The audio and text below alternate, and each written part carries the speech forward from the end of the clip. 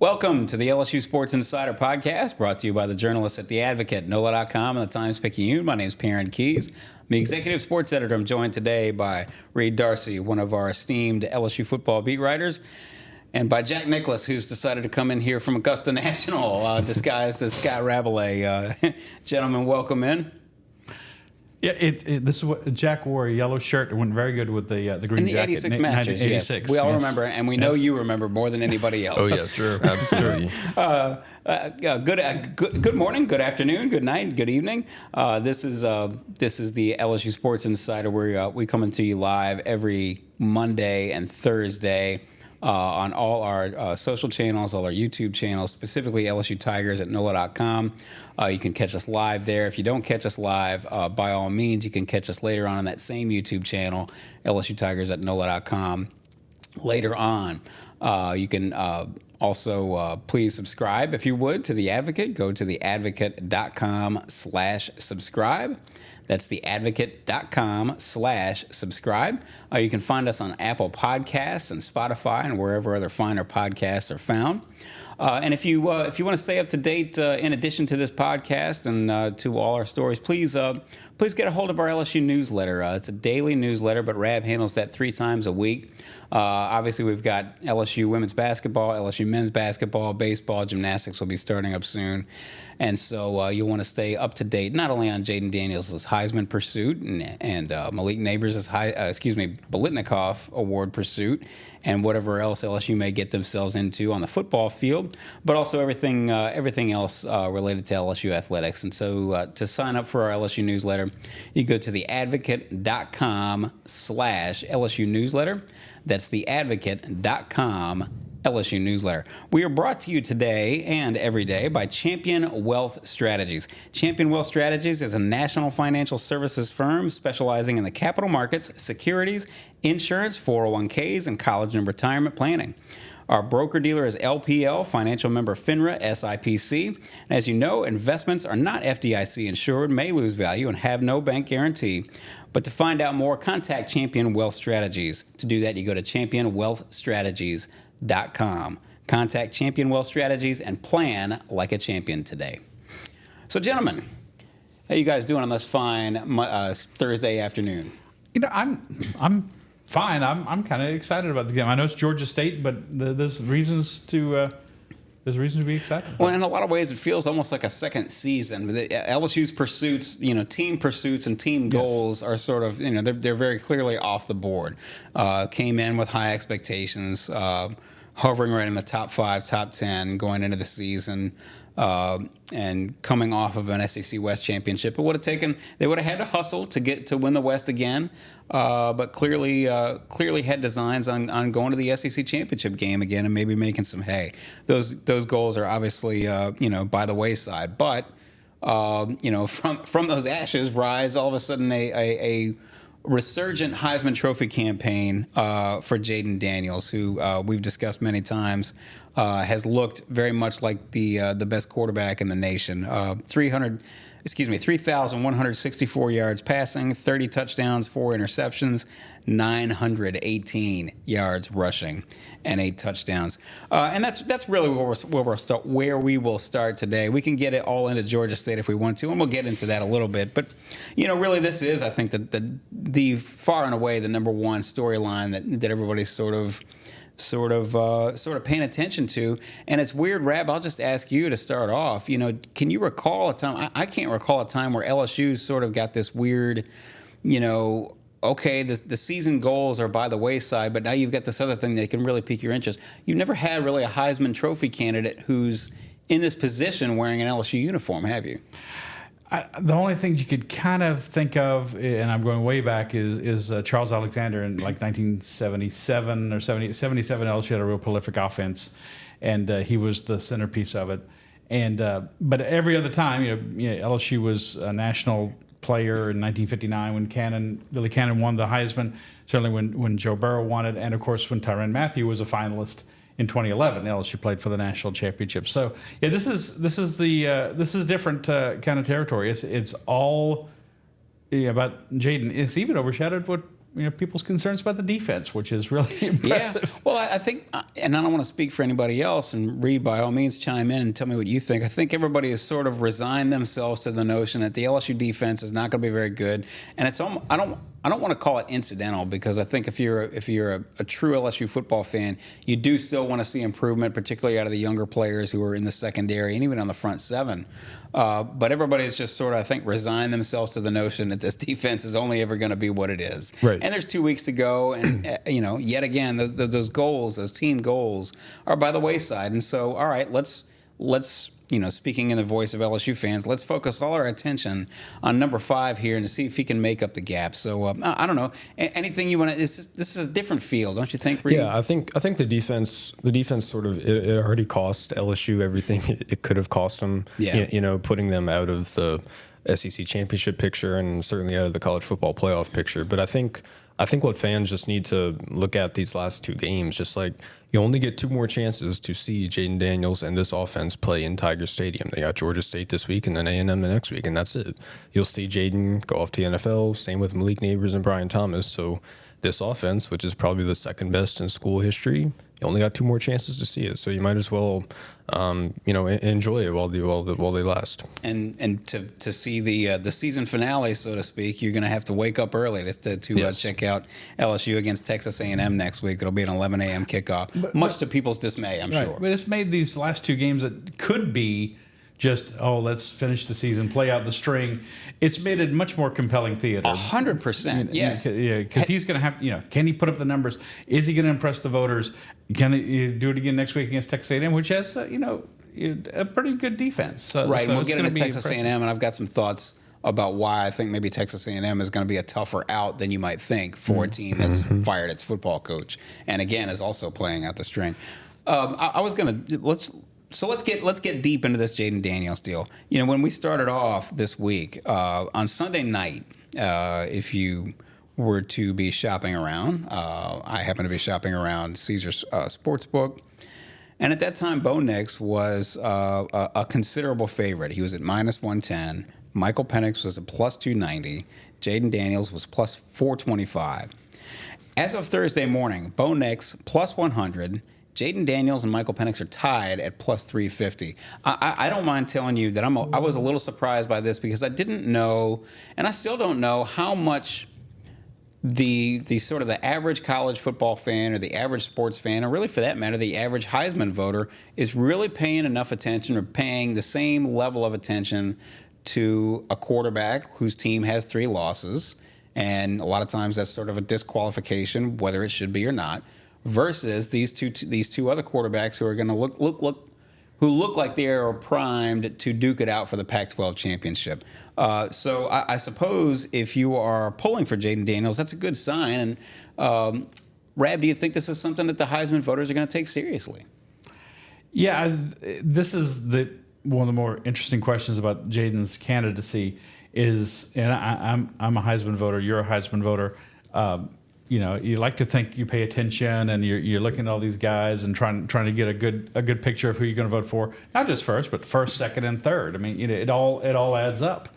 And this year, especially when you anticipate, you gotta figure it's got to be a close race, right? This year, so. But you're asking a lot of voters to really do their homework, and to be really discerning about a candidate like Jayden. He's got now after the Florida game, though, he's got that hook. The first player in FBS history with 350 yards passing and 200 yards rushing in the same game. We've written it, obviously. It's been said all over the place. I was watching a little clip this morning from the SEC Network with Takeo Spikes, the former Auburn player, is now an analyst, and he said it. So that's good. That resonates with voters. You got, wow. A voter's got to think in Nebraska or New Jersey or Delaware has got to think, well, this is a guy who's done something that's never been done. Okay, I got to pay attention to this guy. So that helps. But it's easy to just go and say, 2 Fridays from now, Oregon and Washington likely. Oregon State can throw a wrench into the works, but are likely going to play for the Pac-12 championship and a bid to the college football playoff, and that guy is probably going to be the front runner for the Heisman. But Jayden's making them think, and if they're willing to think, then he's got a shot with those voters. If they're just kind of, I got other things to do, fill up my ballot and go, then that's going to be to his detriment. And it's again something he has to overcome that other candidates don't. And Rab, you mentioned the importance of sort of capturing the imagination, I guess, of the Heisman voters. LSU plays Georgia State this weekend, then at Texas A&M at 11 a.m. next week. So is he sort of lost, does he have any more chances down the stretch to capture their imagination, or has he already done it, I guess, against Florida and previously in the season? I think the voters are going to be looking for something.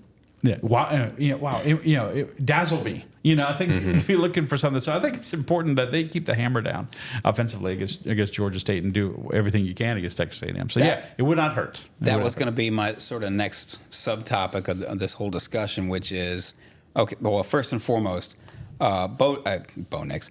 Jayden Daniels is going to be playing against Georgia State. Georgia State actually got off to a really strong start this year. I think they were 4-1. They have not looked anything like that since. They're an average Sun Belt team, and I'm being polite when I say average. Georgia State's 128th in the nation in pass defense. That's considerably worse than LSU, which is 101st. This is, by any measure, probably going to be the worst pass defense that Jayden Daniels faces. But the way I look at this, and I'll submit to you guys whether you agree. I'll ask you guys whether you agree. I don't know how much you can do to boost your campaign if you're Jayden Daniels, because you can only, and in many respects, I wonder if you can only hurt your campaign. What I mean by that is, if you throw for 426 yards and 3 touchdowns against Georgia State, well, great, you were supposed to do it. But if you, quote unquote, only throw for 220 yards and 1 touchdown, and you take a seat on the bench after halftime because LSU's got it in the bag, well, then people, just as you say, people who maybe aren't paying as close attention as to why this is and what he did and what he didn't do, that may work against him. I don't know. Tell me what you think about all this, Reed. That's kind of, I think that's a little bit unfair, because I think it's unfair as well. It's unfair to him because if everything goes right, he only plays 2 quarters against Georgia State, right. So the numbers aren't going to look as good as they would have looked had he played the entire game. So you just have to look based on the time that he does play. How does he look in the time that he plays? And against A&M, does LSU win that game, and how well does Jayden Daniels play in that game? So I think just if you look back, if he does win the Heisman, and you look back at where he sort of won it, you're going to look back at the Florida game. That was his big statement. That was his big play where he captured the imagination of voters. That's going to be it. And I don't think he's just going to get another opportunity to do that these last 2 weeks of the season. So that performance better be fresh in the mind of all the voters when it comes time to vote. Not to win it, but certainly to lose it, unless he does something like he hurdles a linebacker and goes to the zone. This is something to just go, wow, an acrobatic. Yeah, just something that you can't predict, and you certainly can't try to create. And something that's maybe easily digestible, and a clip that you can find on Twitter if you're scanning around, or it's going to wind up on SportsCenter Top 10 or whatever. Yeah, exactly. But he can lose it. No, but you're right, and this speaks to how much does LSU play him? As Reed said, look, Georgia State's got a terrible defense, and the game could definitely be well out of hand by halftime. It could be 42-6 at halftime or something like that. I think you got to keep playing him. And Brian Kelly, I asked Brian Kelly this on the SEC coaches teleconference on Wednesday. How do you balance this? You're approaching the game, and coaches, of course, never like to talk about. We're gonna. When we blow them out, we're going to do this. Obviously, they don't want to say that. He said we're going to look at it quarter by quarter, which tells me that they're going to evaluate, his stats. And Brian has publicly, is pushing him for the Heisman, as well as Malik for the Biletnikoff. And so I think they're going to go out there and have to show no mercy against Georgia State, quite frankly. I happen to think, and I'll put this next question to you, Rab. I happen to think that he's going to have to do something similar against Texas A&M, which incidentally does have a very good pass defense, despite all its shortcomings. Texas A&M has done well against the pass. I think he's going to have to put up a similar kind of show against Texas A&M, and the reason I bring that up is because, and I know we've discussed this before, but look, Jayden Daniels is going to be on the last weekend before the Heisman votes are due. Presumably, and we'll get into this too, presumably Michael Penix and Bo Nix will be squaring off against each other in the Pac-12 championship game. Jayden Daniels is not going to be able to leave one more lasting memory for the Heisman voters on that weekend because LSU will not be playing for a championship. I know this has been done before. I know we've discussed this before. The Lamar Jackson example, the Tim Tebow example. Is there any benefit that Jayden Daniels may have in not playing? Because I frankly can't see one. Only that you can't have a bad performance. You can't have a game where, like when they played Georgia last year in the SEC championship game, he got knocked out. He didn't. That was a different Jayden Daniels. Obviously, he's a better quarterback. And now. Georgia was always going to beat LSU in that game. Yeah, no matter what. but so he could go to Atlanta and be going to Atlanta to play Georgia and get stuffed into a Gatorade tank or something like that. But I mean, it's so that's not going to happen. But yeah, generally it's a disadvantage. Clearly. Yeah, and if that weekend, if Bo Nix and Michael Penix, assuming they do play in the Pac-12 championship, do they cancel each other out? Do they look sort of average in that game? There's two really good teams, and they're going to be battling it out. And the defense, both defenses are good. So if they sort of put up decent performances, you can sort of look at Jayden and say, hey, this dude's numbers have always been eye-popping all year. So I guess maybe that might be able to play into Jayden's hands. But again, if either of those dudes look awesome in that Pac-12 championship and it leads to a college football playoff berth for one of those teams, then it's going to be a tough sell to vote for Jayden, particularly when he's not playing. I gotta say that after LSU lost at Alabama, which to one degree or another was sort of we don't know whether LSU could have beaten Alabama if Jayden Daniels had stayed and been able to play all 4 quarters. We don't know. I happen to think that they probably wouldn't have been able to beat him because I don't know if LSU was ever going to stop the run. But we don't know, and I happen to think that after that game that his Heisman chances were probably pretty much done. I still was a little skeptical and still am slightly skeptical about what voters may or may not do because just what we're talking about, he's going to be in the clubhouse that last weekend of the season. But the odds are moving in the right direction. So I'm going to have to sort of rethink about all that, rethink his chances, and maybe sort of talk myself into the possibility that we all believe he's going to New York, right? I mean, barring some sort of disaster, we all think he's going to New York. He's going to be a finalist. The other thing, too, is that, listen, there's always a distinct possibility that either Bo Nix or Michael Penix may trip up here as we go down the road. And I do want to bring this up very specifically this weekend. Bo Nix has got to go to Arizona State. Arizona State's 3-7. They're not a good football team. Kenny Dillingham in his first year as coach over there. But they did their 8th in the Pac-12 in the standings, or excuse me, 8th in the Pac-12 in pass defense. But it's worth noting that when they went up to Seattle and played the Huskies, they gave Michael Penix his, they held him down, and that was his worst performance of the year. He didn't throw for a touchdown. Matter of fact, Washington didn't score an offensive touchdown. They had to win basically on a pick six in the fourth quarter because Arizona State decided to go for it on 4th and short, which I don't blame them for doing, incidentally, based on what was going on in that game. But anyway, they've got Arizona State. Oregon's got Arizona State up next. After that, they play Oregon State, which is going to be a tough game. Oregon State wants blood. Oregon State wants blood. They're number 12 in the nation right now. And yes, I mean, listen, I know we discussed this a little bit on Monday's podcast, but Oregon State and Washington State are going to have something for these teams going down the road because we saw Bedlam. You saw what happened in Bedlam this year. Oklahoma State. I mean, I'll tell you what that atmosphere reminded me like in Stillwater. And of course, I wasn't there, but Rab, you're going to remember this very, very distinctly. Do you remember the atmosphere in the PMAC? The night that LSU was playing Vanderbilt, the last game of the season, Will Wade had just got suspended. It was sort of this weird combination of celebratory because LSU's got a chance to win and hang a banner, plus we've got like venom spewing from our fangs. We were out for blood because we can't believe this happened to our coach. It was an insane atmosphere, wasn't it? That was what crossed my mind actually when we were watching Bedlam unfold in Stillwater. The Oklahoma State, I think the players, the fans certainly they were out for blood, for lack of a better way to put it, because they wanted to get one more shot at the Sooners on the way out. I think that's going to be very similar for Oregon State when they play Oregon. Oregon State's got Washington actually this weekend. Oregon State's a tough team. They're third in the Pac-12. The odds are against them, but if they win out, they'll wind up in the Pac-12 championship game. So not only do they want their pound of flesh, so to speak, but they've also got something to play for in terms of team goals. So I don't know. I guess sort of in summation, I would ask you, what happens if over these next two games, before they even get to the Pac-12 title game, Bo Nix suffers a loss or Michael Penix suffers a loss? Now we've seen Jayden Daniels suffer 3 losses, and he's still in the mix.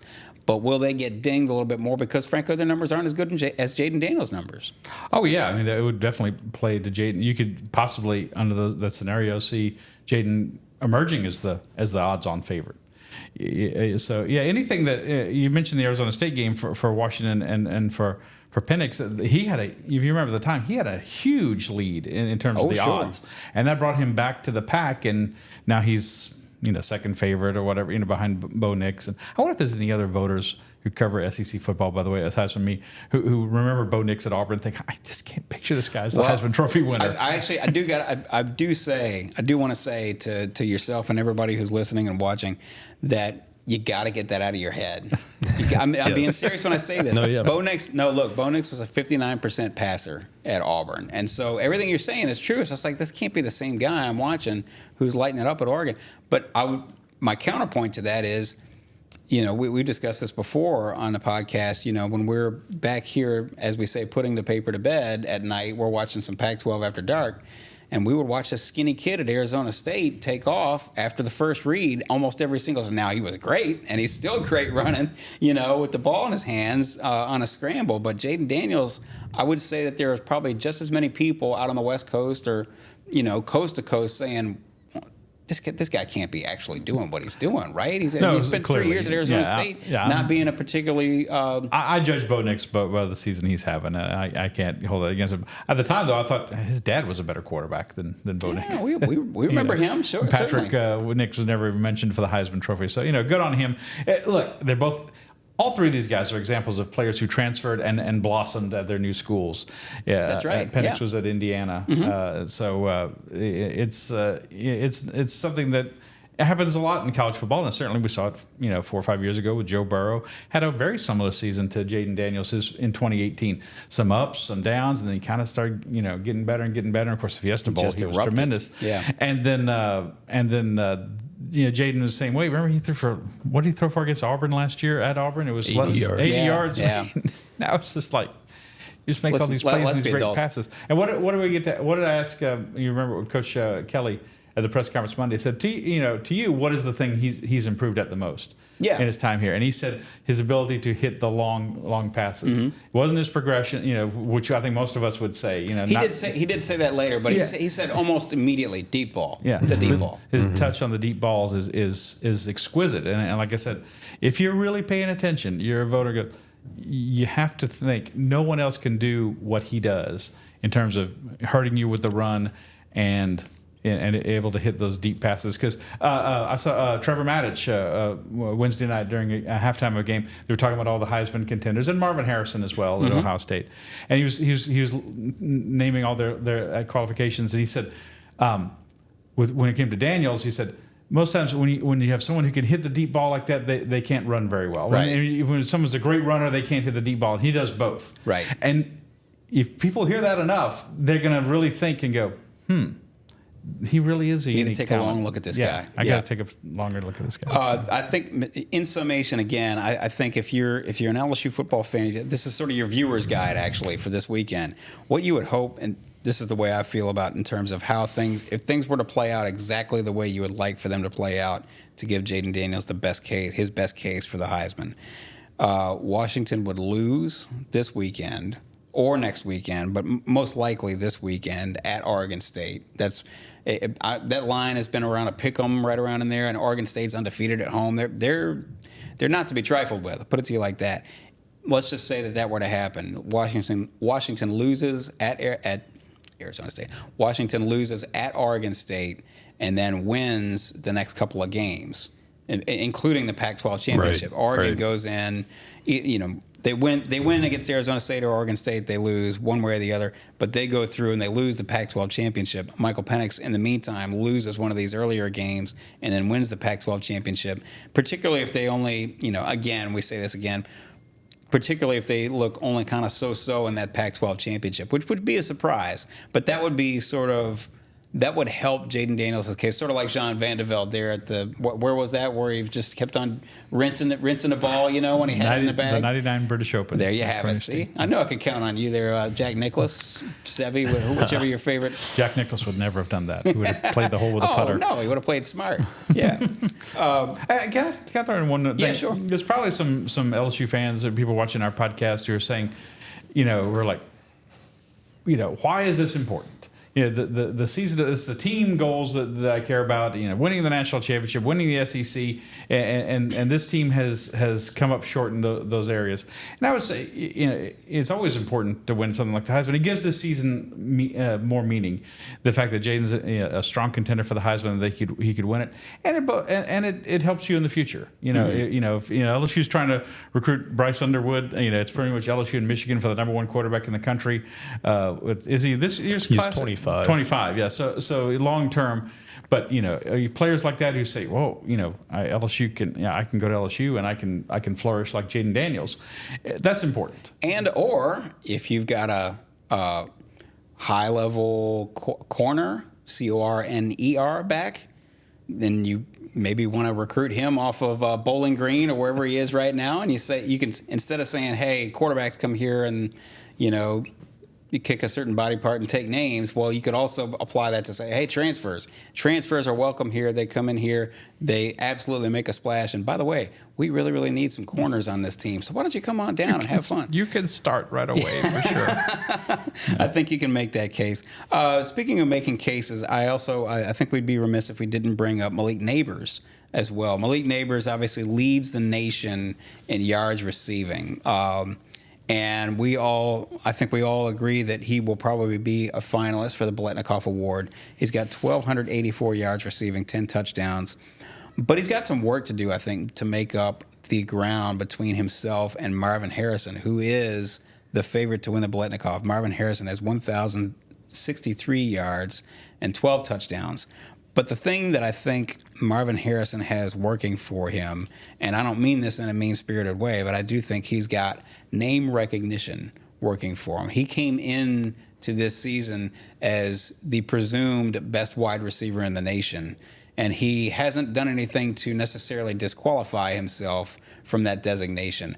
Sort of with that in mind, I would say, Reed, what do you think would have to happen over the next 2 or 3 weeks for Malik to be able to overtake Marvin Harrison and win the Biletnikoff? Well, I think it's important to point out that Marvin Harrison is a generationally good wide receiver prospect. Yes. And in terms of looking at the NFL level, he's going to be the first receiver taken in the draft. Overall, he's a better, more well-rounded receiver than Malik Nabers. He looks the part.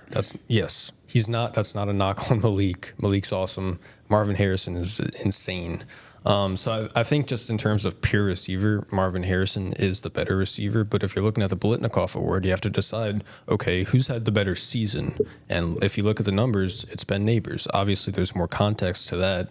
But I think what could maybe put Nabers over the top is if he sets a couple of these records that he could set the next couple of weeks of the season. I believe only the second receiver in LSU history to eclipse how many yards? I'm blanking. Over 1,700 yards, I think. But he joins Josh Reed. Yeah. It'll be for 3,000. Yeah. So for the career. I'm sorry. Yeah, for the career, 3,000 yards. So I think if he accomplishes that and puts together a back-to-back 1,000-yard season, I think that could really help his case. I think that's probably the minimum he needs to do.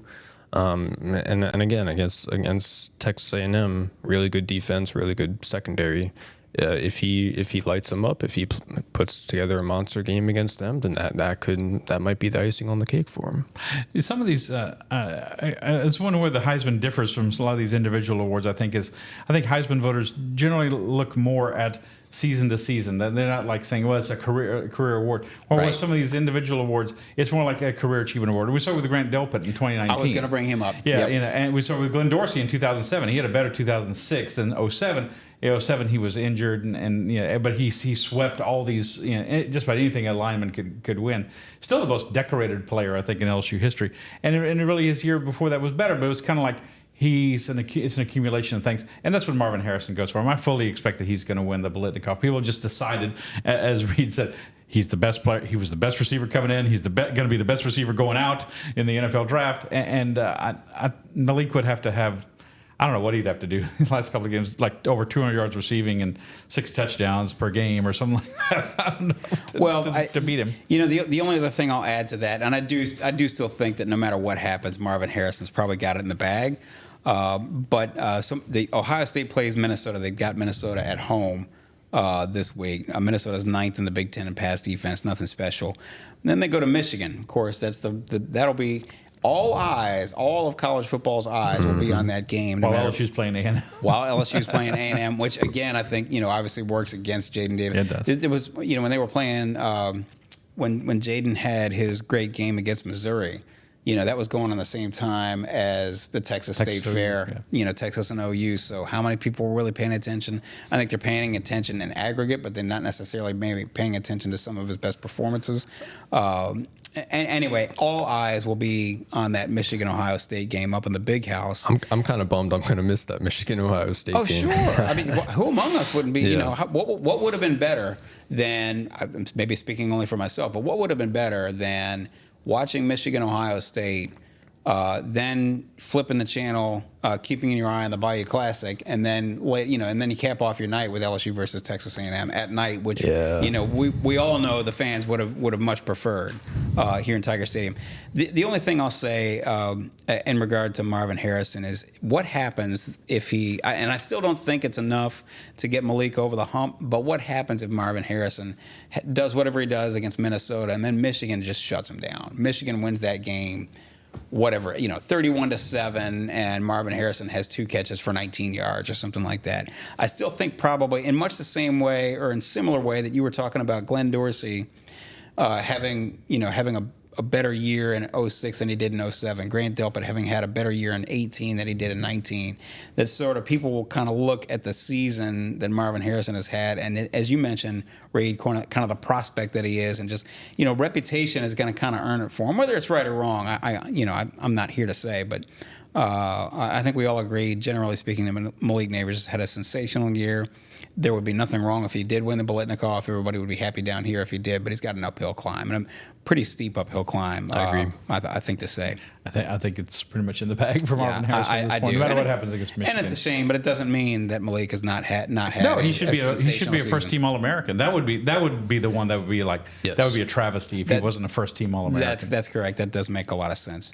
This is the LSU Sports Insider podcast, brought to you by the journalists at The Advocate, NOLA.com, and the Times-Picayune. We're here every Monday and Thursday on all our social channels, our YouTube channels, specifically LSU Tigers at NOLA.com. You can always find us there. If you don't find us live, you can find us later on in that same YouTube channel at your leisure. You can also find us on Apple Podcasts, Spotify, wherever other finer podcasts are found. We are here and we are open for business, I guess I should say. Please subscribe to The Advocate. To do that, you go to theadvocate.com/subscribe. That's theadvocate.com/subscribe.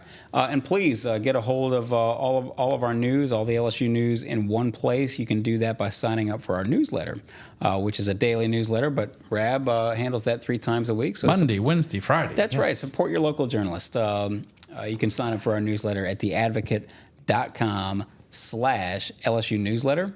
Again, it's theadvocate.com/LSU newsletter. And we are brought to you today and every day by Champion Wealth Strategies. To learn more, go to championwealthstrategies.com.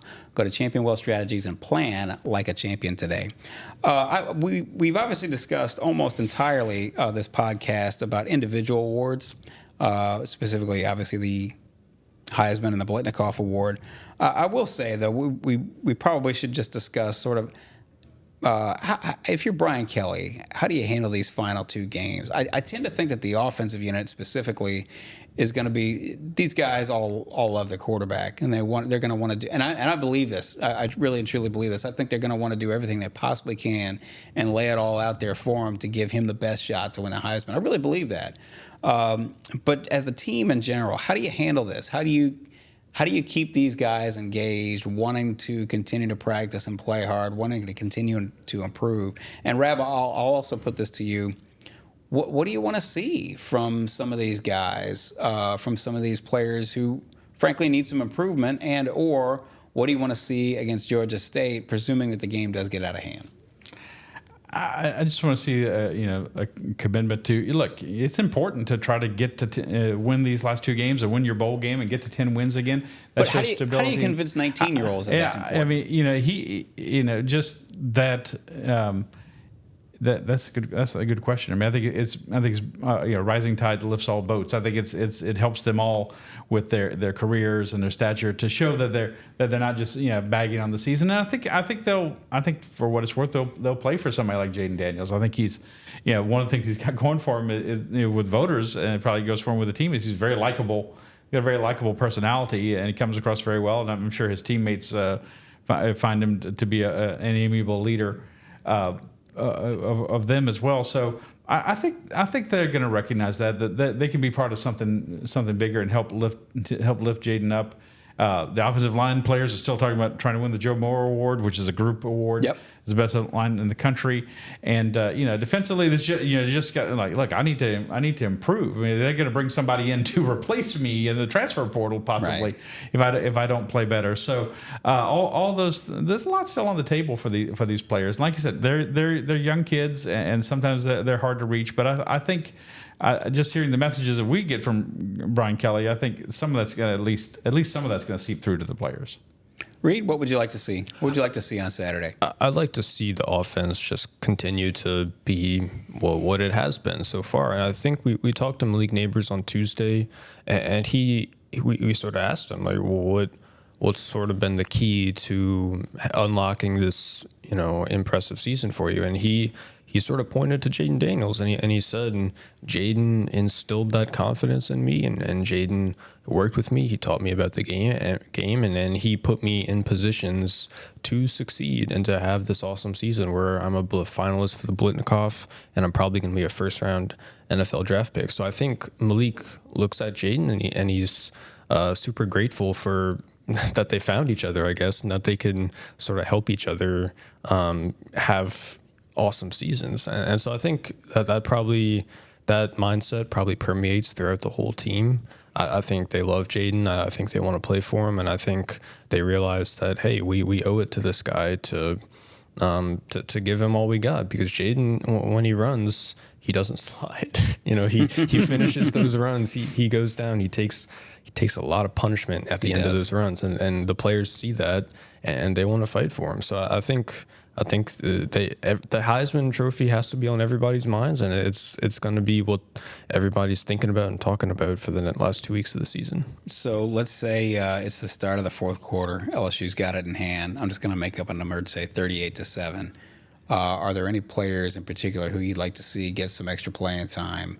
And all these players, I think, on defense are worthy of a longer look. But whom is there anybody in particular who you'd like to see get a longer look, whether it's the secondary or the front seven? Reed? I think on defense, I'm not sure on defense. Maybe I don't know. Can I go offense? Yeah, I would just say, guys like Jordan Allen. Jordan Allen played a good bit last week against Florida. Deshaun Womack, edge rusher. All these guys need a little bit of improvement. I think there's a lot of potential there, but they've clearly, we've clearly seen the need for improvement, not only on the defense, but in individual players. I think anybody like that who hasn't gotten a ton of experience in a tight SEC game, I think it can only help guys like Time that. for Whit Weeks to get back in there. Yeah, and Whit Weeks as well. Get some play. Braden Swinson has shown great flashes of play, on the edge. I'd like to see more of him as well. Parashan too, but Braden Swinson, young player for the future. Ashton Stamps. Anybody else at corner? Ashton Stamps, I think LaTerrence Welch, some of those younger corners, Javian Toviano, converted safety corner. I think some of those young guys, if we can see them make strides and play well individually, I think that bodes well for the future. If you look on the offensive side of the ball, like I was going to say, obviously you lose Malik Nabers and Brian Thomas. Yes. What kind of young receivers do you want to step up? Maybe Chris Hilton next year. He's a junior, going to be a senior next year. He'll be back. Maybe get Aaron Anderson the ball some more. See what he's got for the future. And you can play Sheldon Sampson. If you play him in a game like this, he's not going to burn his red shirt. He hasn't played in 4 yet. So any of those, I think, are certainly fine. Caleb Jackson. Give Caleb Jackson the ball. I want to see what he does. Sometimes it's bad, like the kickoff return Saturday. Sometimes it's really, really, really, really good. So I want to see what he does. It can't hurt to get a guy like Trey Holly in there. He obviously flashed against our Army, and it would be good, I think, to keep these guys engaged, and into it and into the program. We're going to shift the focus a little bit here. We could make predictions about the Georgia State game, but LSU is a 31.5-point favorite. Going to win, going to cover. Yeah, we'll make that prediction by acclamation, and we'll move on to the state of the LSU women's team. They defeat Kent State the other day, 109-79. There was a young freshman by the name of Michaela Williams who had quite the effort. Reed, I'll just sort of let you go on here and give your 2 cents. Take this wherever you'd like to take it. Ooh, Michaela is awesome. Rab, you were there on Tuesday. I mean, she has surpassed all of my expectations. I was not expecting her to look as good as she has for the first 4 games. And I think it's fair to say through the first 4 games, it's small sample size, but she's been LSU's best player. I think she's certainly been LSU's best scorer. And I think just the way that she stepped in and from day one, she's such an advanced, calm, comfortable scorer who can just attack the defense at all 3 levels. She's finished well at the rim. She's shot well from mid-range. She's created space in that area, and she's hit a lot of threes. She's shooting 60+% on her 3-pointers. Surprised by how well she's done from 3-point range? I am. Yeah. I am. Just going straight from high school to college, the defenders are taller and longer. They're faster. You have a lot less space out there. That cushion shrinks from high school to college. I just think I've been blown away by how good she's looked, and if she can keep this up, obviously it's only 4 games, but if she can keep this up, it's absolutely huge for LSU and their national title chances. You think of a freshman, you think of when Simone Augustus burst on the scene. She had 42. Michaela had 42 points against Kent State, 32 in the second half alone. Only the 11th 40-point game in LSU history. Simone Augustus, the most she ever scored, and it wasn't bad, 28 points as a freshman in a game. Yeah. So she kind of out-Simone the other day, which is saying something. That's for any player. Quite a bit. She just looks very poised. Plus, she's made a few freshman mistakes, turned the ball over and stuff like that. But she doesn't seem to rush with her shot. It's a very smooth shot. And Simone Augustus never shot that many 3-pointers. No, in a game. Well known for her killer mid-range. 15 foot, 10, 12, 15 feet, deadly. But like Reed said, she can do all those things. And she's got size, too, for a guard. She's really as tall as Anissa Morrow, who's playing forward for LSU, the transfer from DePaul, who also had a great game Saturday, 17 points, 8 rebounds, 9 steals, second most in a game in LSU history. So, assuming you get Angel Reese to be Angel Reese, and she sat most of the second half because she took a 3-pointer passing, yes. And so Michaela went off. But if you get her to be inside, and then Flau'jae Johnson and Haley Van Lith, who has not shot the ball well yet, but you figure is going to break out at some point offensively, and Morrow has been very, very solid. They're kind of like. LSU's football team is like basketball on grass, and this is like basketball on court. Because they're just so prolific offensively. And are they playing the defense that they want to play? No, not so far. They gave up 14 3-pointers, I think, to Kent State the other day. But offensively, Michaela Williams. She's worth coming to see if you can find a ticket to LSU women's basketball, which is a kind of a problem. It's kind of an issue. Come down and see her play because she's been tremendous. And as Kim Mulkey said, she probably is just scratching the surface of what she can be. Looks like it's going to be a tough ticket to get to a gym meet too. We'll get to that at some point later on. Reed, I would just ask you. Obviously, some of the very well established veterans on the LSU women's team. They've had to come take a seat next to Kim for a while and just watch the action unfold from the bench. How much of reset that for us, if you would, but also how much of this has been a surprise to you? I think obviously Michaela's the biggest surprise. The offense has looked kind of clunky at times. That's not a huge surprise. We knew when you incorporate all this new talent, it's going to take a while to figure it out and get everybody on the same page. So the offense, because it has looked kind of uneven at times, that's not a huge surprise. The defense as well, again, easing into the new season, getting your legs under you, getting conditioned.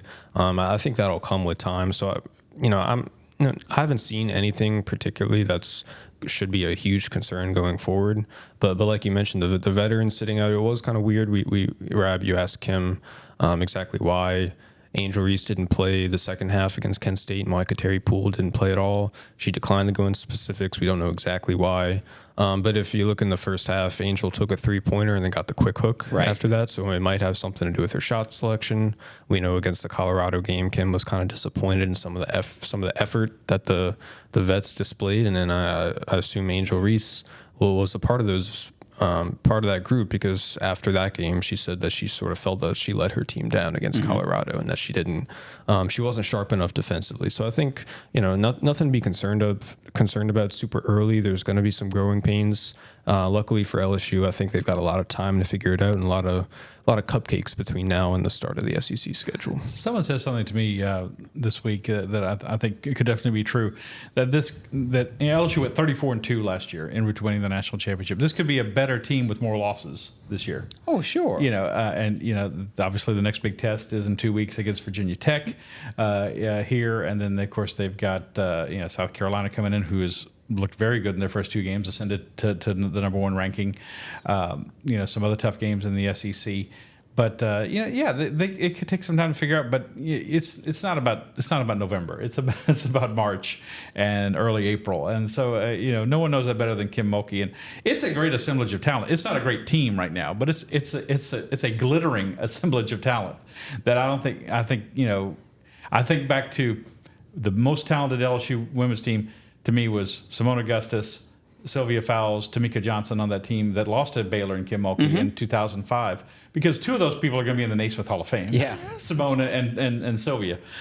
So that's does LSU have two Naismith All-Americans on this team? I don't know. They might have one in Angel Reese, but the point is the whole collective team. Oh, this team's probably a little better overall. The LSU women play again at Southeastern at 7 p.m. Friday. They play TSU. Sold out game, by the way. Well, I mean, Kim's doing this for a reason. Right. She's going back to Hammond for a reason. They play Texas Southern at 7 p.m. on Monday as well. Reed, these are obviously outclassed opponents. Just anything that you'd like to see over these next two games? I'd like to see the offense find more of a rhythm.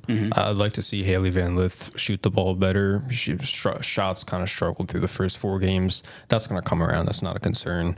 So I'd like to see her, I guess, be more aggressive and sort of look for a shot and sort of get downhill. Do you think she's kind of pressing a little bit? I think so. I think she's in this new role as a point guard, a lead guard. She hasn't really done that before, and so I think it's taken some time to get her feet wet in that role. I think she can just sort of be more loose and just more just, I guess, aggressive. I just want to see her attack downhill, get to the rim, get to the free throw line, get more of a rhythm. I think we haven't seen the best of Haley Van Lith yet. It's coming, and so hopefully, I guess, over the next two games, she can sort of give us a glimpse of that. Right. Reed's right. They were very clunky, and they have not played very good interior defense overall. I would say that really needs to improve. It was very poor. They only led Kent 39-37 at the half, and they went off in the second half, 70 points, which is a school record in a half. Second half. So maybe I saw strides. It's only one half, but I saw some strides made in the second half. After the first half, I'm like, man, they're really struggling here. But the interior defense needs to improve. And are they missing LaDasia Williams? Yeah, but Samaya Smith has played very well. Mm-hmm. If it weren't for Michaela Williams and all her fireworks, people would be talking a lot more about her improvement from one year to the next. She's a very smooth looking player. I just like the way she moves with and without the ball. Very fluid. Yeah, and so she's a nice player, and they're a little at a height deficit to some of these top teams, and they just have to overcome that with some attitude and tenacity that you think would come from their head coach. So well, and they do have two tenacious rebounders as well. But yes, they're height challenged in some respects. And I think it's also important to point out the fact that Anissa Morrow, the last 3 games, has come off the bench. That's been a little bit of a surprise. We all expected her to be in the starting lineup, and she started against Colorado. But Colorado, with their 2 6'3" post players, Erin Advanley and Quay Miller, they sort of had their way with LSU down low. And I think in response to that, Mulkey decided to put more height in the starting lineup and start Samaya. And that's worked out really well so far. Anissa's come off the bench. She was one of the best players in the country last year. She averaged 25 and 12. So nobody was really expecting her to come off the bench. We don't know exactly how comfortable she is yet in that role, or if she will continue to come off the bench moving forward. But like you said, against Kent State, she looked really good, and she might be, if that role sticks for her, she might be the player that sort of leads the second unit. And no knock on Del Rosario, the freshman, the tallest player, 6'5". She just needs a little more time to develop. It's harder for post players than guards. Much the same way Samaya did. Yeah, for sure. So she's coming off there. She played a few minutes the other day. She's had her moments, but expecting her to come in and be in the starting lineup is not realistic. We will wrap it up there. LSU's next toughest test, the LSU women's next toughest test, I think we would all agree would be against Virginia Tech. That's on November 30th. November 30th. November 30th, and that will be part of sort of their journey toward conference play, and then of course then you get into January, February, March, and April, which of course are the months that matter. As you said, Rabbi, we tend to think that maybe the record won't be as strong as it was last year, but it doesn't mean that they don't have as strong a team or stronger when it's all said and done. Right. So we will wrap it up there. We will be back here on Monday. Again, we're here on Mondays and Thursdays live on all our social channels, on our YouTube channel specifically, YouTube channel LSU Tigers at NOLA.com. If you don't catch us live, you can catch us anytime on that same YouTube channel after the fact. We are brought to you today and every day by Champion Wealth Strategies. To learn more about Champion Wealth Strategies, please go to championwealthstrategies.com and plan like a champion today. You can find us on Apple Podcasts and Spotify and wherever other finer podcasts are found if you choose not to check us out on YouTube. Whether you check us out on this podcast, on this fine podcast or not, please subscribe to The Advocate, whether it's our print edition or our digital editions. To do that, you go to theadvocate.com/subscribe. That's theadvocate.com/subscribe. And get a hold, as I say, get a hold of our newsletter. It's a daily newsletter, but Rab handles that 3 days a week, so support your local journalist. To do that, you go to theadvocate.com/LSU newsletter. That's theadvocate.com/LSU newsletter. LSU versus Georgia State at 7 o'clock on Saturday night, ESPN2 and in Tiger Stadium. And we will be there, obviously, to discuss everything after the fact on Monday. For Reed Darcey and for Sevi Ballesteros, my name's Perryn Keys. This has been the LSU Sports Insider.